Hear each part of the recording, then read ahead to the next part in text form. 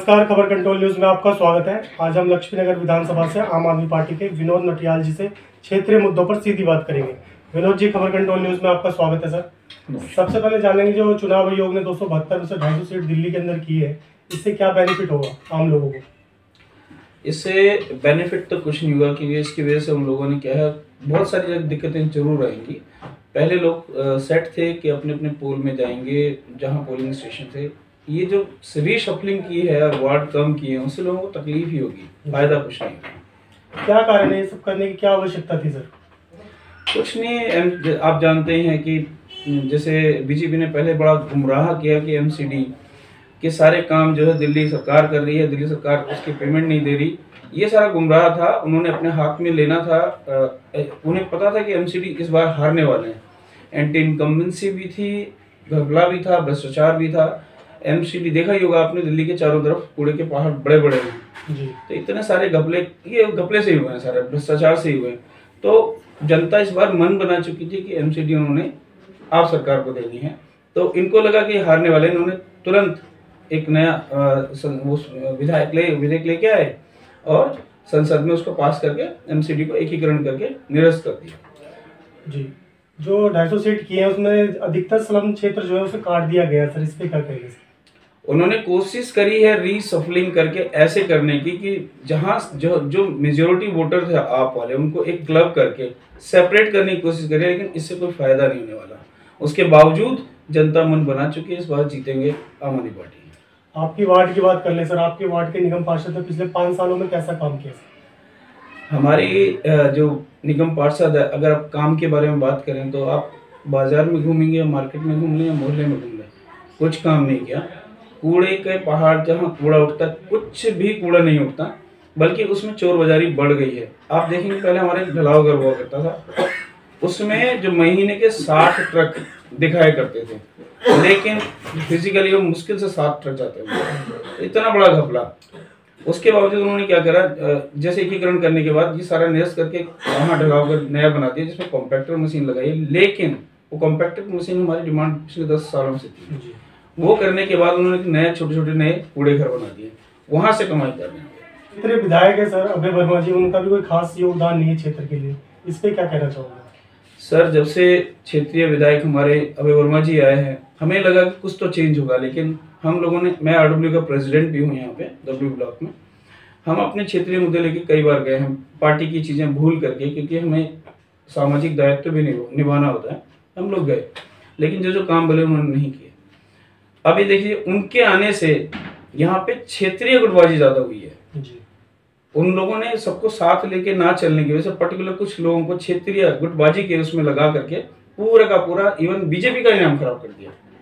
आप देखेंगे उनके खुद के जो टर्म्स हैं सांसद से बहुत अच्छे नहीं है।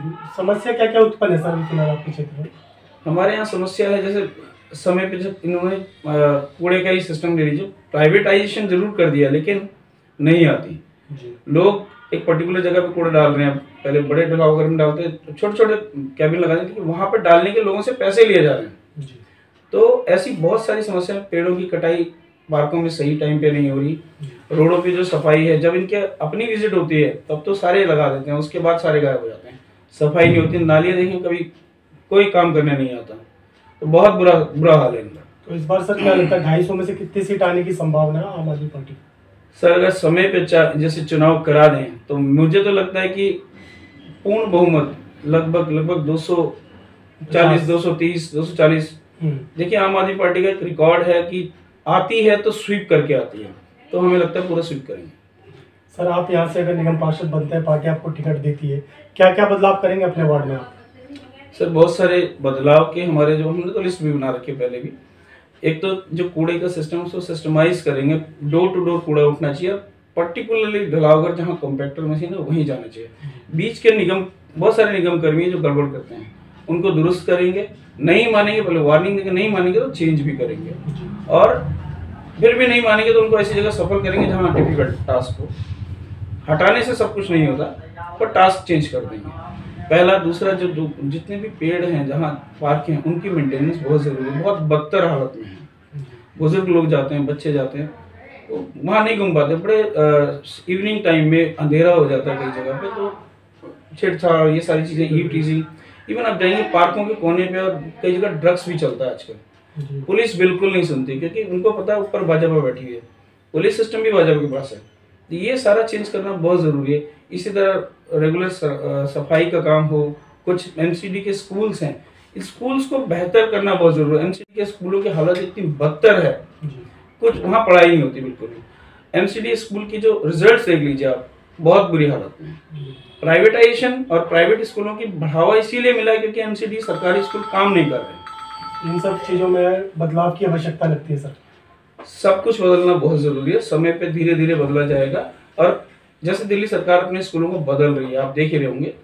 आज की डेट में दिल्ली सरकार के जो स्कूल हैं इंटरनेशनल लेवल के हैं, बाहर के प्रेसिडेंट और प्रधानमंत्री, बाहर के सारे लोग यहाँ विजिट करते हैं। इवन केरला के जो स्टैनली थे वो भी यहाँ आए, विजिट करे, तारीफ करी। तो इसी तरह कोशिश करें, इनका काम करने का मन है, काम करते हैं। सिसोदिया जी एजुकेशन में उनका विजन बहुत बढ़िया है, बहुत अच्छा काम कर रहे हैं। उसी तरह एमसीडी में भी काम करते हैं। विनोद जी, आपसे 2 क्वेश्चन होंगे मेरे। जैसे आप कह रहे हैं कि शिक्षा पे बहुत अच्छा दिल्ली सरकार ने काम किया है, तो बीजेपी के कुछ लोग कहते हैं कि अगर शिक्षा में इतना अच्छा काम किया तो उनके मंत्री के बच्चे, विधायक के बच्चे सरकारी स्कूल में क्यों नहीं पढ़ते। और दूसरा, जो सब्सिडी दे रही है दिल्ली सरकार, इससे भाजपा वालों को क्या परेशानी हो रही है सर, ये बताइए। सर, सब्सिडी आप बात कर रहे हैं किस चीज़ की? बिजली की? बिजली। मैं बताता हूँ सर, नॉर्मली होता क्या है, बहुत 2 तरह के कंज्यूमर हैं यहाँ पर किसी भी जगह पे। एक तो होता है हाई वाले जो बहुत ज़्यादा बिजली यूज़ करते हैं, इनकी जो यूनिट्स हैं 400, 500, 600 से ज़्यादा आती है। तो आम आदमी पार्टी का एक फिक्स एजेंडा है कि जितने भी परिवार हैं हर एक को प्रॉपर बिजली मिले, समय पे मिले। तो होता क्या, जो अच्छे पैसे वाले हैं वो तो कंजम्पशन बहुत ज़्यादा ले लेते हैं, उनकी वजह से सफ़र करता है लोअर स्टैंडर्ड का आदमी, मीडियम क्लास का आदमी। आजकल 90% लोग हमारे जो है मीडियम क्लास फैमिली के हैं। न्यूक्लियर फैमिली में देखेंगे 4 लोग होते हैं, उनको बिजली की कितनी ज़रूरत पड़ती है? 200 यूनिट, 400 यूनिट बहुत है। तो 2 चीज़ें वो सिखा रहे हैं कि आप अपना कंजम्पशन 400 के नीचे ले आओ तो आपका बिजली का बिल हाफ हो जाएगा, और 200 से भी नीचे ले आओ तो आपका बिजली का बिल लगभग निल हो जाएगा। ये बिजली कहाँ से रही है? हमारे ही पैसों से खरीदी जा रही है, जिसका टैक्स हम पे करते हैं। हर गरीब आदमी हो चाहे अमीर आदमी हो, टैक्स पे करता है। माचिस खरीदता है, दवाई खरीदता है तो जीएसटी पे करके खरीदता है। वो जीएसटी हमारा टैक्स है जो गवर्नमेंट को जा रहा है। उस जीएसटी पे पूरी गवर्नमेंट मजे ले रही है। दिल्ली सरकार, केंद्र सरकार सब उस जीएसटी पे चल रहा है। वही पैसा क्यों फ्री है? सैलरी मिल रही है, उसको आदमी मिल रहे हैं, 5000 यूनिट भी फ्री मिल रही है। एक गरीब आदमी, एक नॉर्मल आदमी, हर एक एवरेज आदमी को 200 यूनिट फ्री मिल रही है। फ्री क्या, बेसिकली हमारे पैसे हमको घूम के दिया जा रहा है, बल्कि वो टैक्स नहीं दे रहा, हम टैक्स दे रहे हैं। तो ये होना चाहिए। एजुकेशन, लिविंग के जो एसेंशियल साधन हैं, बिजली, पानी, एजुकेशन और हॉस्पिटल, ये तो वैसे भी एक एज तक फ्री होनी चाहिए। हर आदमी का जन्म लेने के बाद राइट है, ह्यूमन राइट है, अधिकार है कि जीने का हक है और पढ़ने का हक है, और समय पे इलाज कराने का हक भी होना चाहिए। स्कूल के बताएं सर कि विधायक और मंत्री के बच्चे क्यों नहीं पढ़ रहे? शिक्षा मॉडल इतना ही अच्छा हुआ दिल्ली सरकार का। आप नोट करेंगे, नॉर्मली मैंने देखा, जो हम 2-3 विधायक को मैं जानता हूँ, उनके बच्चे पढ़ रहे हैं। हाँ, जरूर कहेंगे कि कुछ बच्चे जब एक एज के 12th के बाद बाहर चले जाते हैं हायर एजुकेशन, क्योंकि कॉलेज वगैरह, कॉलेज सिस्टम अभी नहीं है। कॉलेज सिस्टम दिल्ली सरकार के पास नहीं है। स्कूल की बात करेंगे तो पढ़ रहे हैं। आप स्कूल ऑफ एक्सीलेंस में चले जाएं, जो निगम पार्षद हैं उनके बच्चे पढ़ रहे हैं। मैंने भी ट्राई किया था कि मेरे बच्चे स्कूल ऑफ एक्सीलेंस में एडमिशन हो जाए, नहीं हो पाया, लेकिन ठीक है, पढ़ रहे हैं।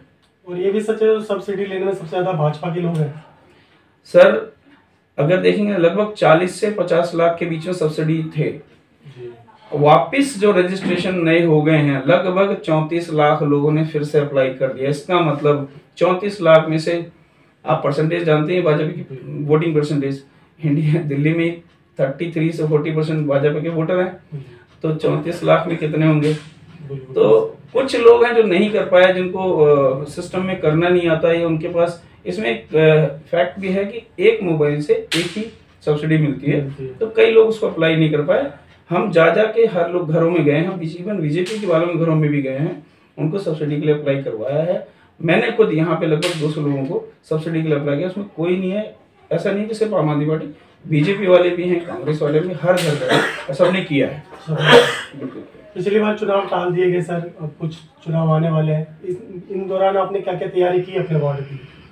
देखिए, चुनाव जब टल गए थे तो हमें लगा कि अब जिस तरह से बीजेपी ने काम किया है कि सारा सिस्टम को मैनेज कर करके एक नया विधेयक ला के एमसीडी का एकीकरण करके, हमें लगा कि ये लोकसभा के बाद तक ले जाएंगे, क्योंकि इनको लगा कि एमसीडी हमारे हाथ से निकले तो इस तरीके से हम लोकसभा चुनाव के बाद इसको कराने की कोशिश करेंगे। लेकिन जब देखा कि गुजरात में आम आदमी पार्टी की बढ़त इस कदर बढ़ गई है तो इन्हें बहुत डरने लगा। इन्हें लगा कि गुजरात अब हमारे हाथ से चला गया। अब गुजरात को इलेक्शन को डाइवर्ट करने के लिए उन्होंने नया खेल खेला कि गुजरात के इलेक्शन के आसपास या सेम टाइम में दिल्ली के एमसीडी के चुनाव करा दिए जाएं।